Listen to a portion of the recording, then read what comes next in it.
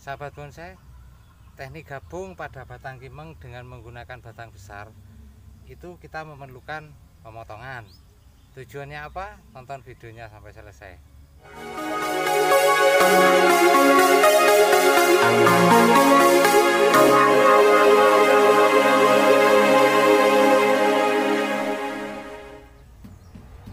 Sahabat bonsai, ini update kita kemarin. Kita melakukan aktivitas penanaman batang bahan bonsai kimeng dengan teknik gabung.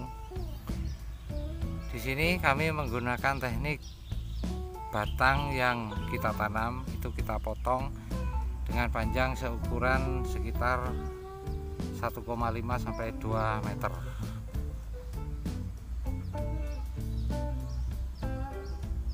Benar seperti komunitas-komunitas yang lain bahwa jika kita menggunakan teknik gabung dengan menggunakan batang yang seukuran ini, kita memerlukan tenaga lebih dari 2 orang. Maksudnya untuk menahan jika batang itu kita gabung dan kita miringkan seperti ini. Sebab nanti kita memerlukan penyangga yang harus kita tahan batang bahan kimengnya agar supaya nanti pada waktu penanaman akar tidak terlalu banyak bergerak. Lain halnya dengan batang yang kita potong seperti ini. Dengan batang yang kita potong seperti ini, kita tidak banyak memerlukan tenaga manusia sebagai penahan. Cukup 1 orang itu sudah mampu membuat teknik gabung menggunakan batang besar seperti ini.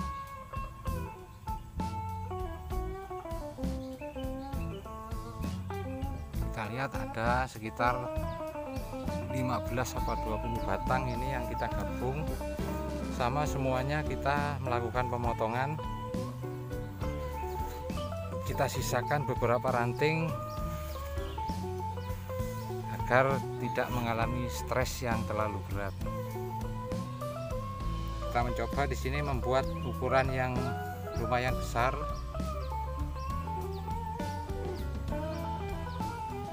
Pemotongan ini dilakukan karena yang kita gabung itu lumayan jumlahnya sekitar 20 batang, sehingga kalau kita lakukan sendiri tanpa diadakan pemotongan seperti ini, itu pasti kesulitan, butuh banyak penyangga, butuh tenaga yang lumayan juga untuk menahan nanti biar dia tidak roboh sebelum dia kita rakit seperti ini, kita ikat seperti ini. Kemudian yang kedua, kita juga menggunakan teknik media tanamnya. Di sini kita tidak menggali tanah pada lahan, cukup kita tempelkan atau kita letakkan saja secara miring. Kita ikat, kemudian kita timbun, kita gunduk seperti ini. Jadi dia tidak masuk ke dalam tanah, hanya dia tegak saja di atas permukaan, kemudian kita timbun dengan tanah-tanah baru seperti ini. Tujuannya nanti setelah dia akarnya mulai jalan, mulai membesar, nanti kita akan mudah untuk penataan akar. Nanti rencananya akan kita buat di tepian gundukan ini kita beri lubang atau semacam drainase seperti ini, Nah, jadi nanti dia akan timbul seperti kita menggunakan ground dengan pembatas seperti talang karet atau batu bata. Karena ini masih tahap agar hidup dulu, jadi kita letakkan langsung di atas tanah supaya tingkat kelembapannya bisa memenuhi syarat untuk dia untuk tumbuh. Karena bahan ini berasal dari bahan cangkongan yang akar-akarnya masih muda, sehingga perlu penyesuaian. Bisa kita lakukan sendiri tanpa pemotongan, tapi kalau dengan ukuran batang seperti ini.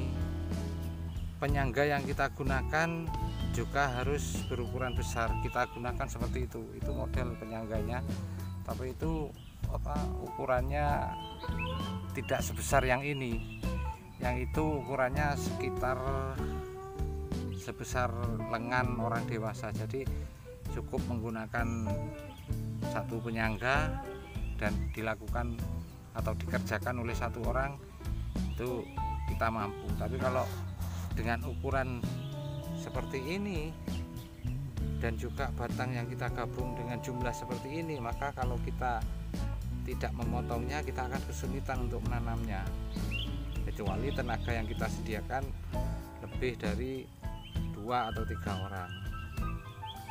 Jadi itu tujuannya kenapa kita potong,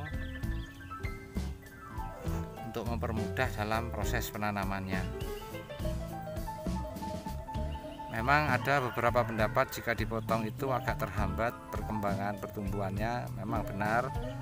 Tetapi jika kesuburannya kita jaga, terhambatnya pertumbuhan itu bisa kita minimalisir. Yang penting kalau dari bajakokan kuncinya hidup dulu. Nanti pengarahan atau pembentukan kita lakukan pada proses lanjutan setelah bahan ini sehat dan siap untuk kita lakukan pembentukan atau pengaturan, misalnya batang mau kita pahat, mau kita arahkan, mau kita tarik, mau kita ikat permanen, itu setelah batang ini tumbuh subur. Dan posisi tidak harus tegak seperti ini, bisa kita miringkan. Sini coba kita membuat dengan cara tegak, sulur-sulur kita masukkan ke dalam media untuk membantu percepatan dia pulih dan hidup dengan normal.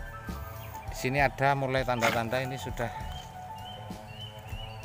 ada semi. Memang waktu penanaman di sini sudah ada titik tumbuh. Jadi waktu kita tanam dia langsung jalan. Alhamdulillah ini di sini juga ini sudah jalan. Mudah-mudahan nanti terus sehat dan terhindar dari hama penyakit. Oh ya, di sini ada juga informasi, ini batangnya agak keputih-putihan.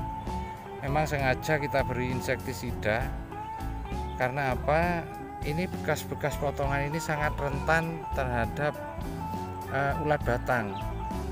Ulat batang mudah menyerang pada bekas-bekas potongan seperti ini. Jadi kita antisipasi dulu, karena beberapa waktu yang lalu tanaman kita sudah ada yang terserang. Nanti kita perlihatkan. Jadi ini penanaman yang berikutnya kita antisipasi, kita cat batang bahan kimeng ini menggunakan insektisida dan kapur, dan itu tidak berpengaruh, tetap jalan dan manfaatnya juga terhindar dari serangan hama. Nanti ini contoh batang yang terserang. Ini sekitar penanamannya sekitar 2 minggu sudah mulai jalan seminya, sama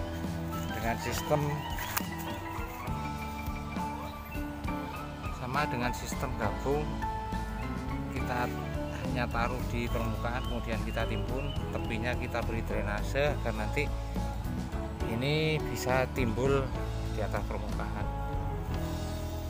Ini lebih kecil, sekitar 10 atau 15 batang. Nah, ini contoh batang yang terserang ulat batang. Jadi dia mulainya membusuk dari sini. Setelah kita kelupas, di dalamnya ada beberapa ulat batang yang sudah mulai menyerang pembuluh kayu ini. Namun setelah kita cek agak ke bawah, di sini masih keadaan sehat. Jadi kita usahakan kita juga melakukan pengobatan menggunakan insektisida. Kita cat semuanya, jadi batangnya agak keputih-putihan, agar potensi tertular atau potensi serangga-serangga menaruh telur di bekas luka ini sangat kecil jika sudah kita olesi dengan insektisida. Ini beberapa sudah muncul mata tunas, ini juga alhamdulillah.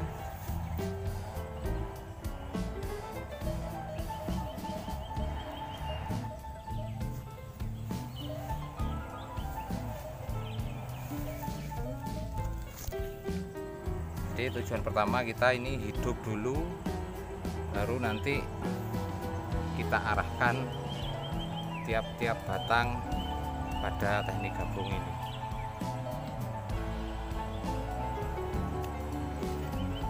Alhamdulillah cuma satu batang ini yang kena, seperti yang satu tadi tidak menggunakan galian, cukup kita letakkan saja di atas permukaan, kemudian kita timbun, kita unduk seperti ini, kita lakukan penyiraman. Bisa kita lihat ada beberapa batang yang sudah menunjukkan tanda-tanda kehidupan, munculnya mata tunas baru. Jadi itu sahabat bonsai, informasi yang bisa saya berikan. Mungkin ada beberapa kekurangan dari teknik seperti ini, silahkan tulis di kolom komentar bagi para senior-senior atau teman-teman yang punya pengalaman dengan menggunakan teknik seperti ini. Terima kasih sudah menonton video sampai selesai. Jangan lupa like, komen, dan share serta subscribe agar channel ini bisa lebih berkembang, tentunya pembahasan seputar bahan bonsai. Terima kasih, salam satu hobi.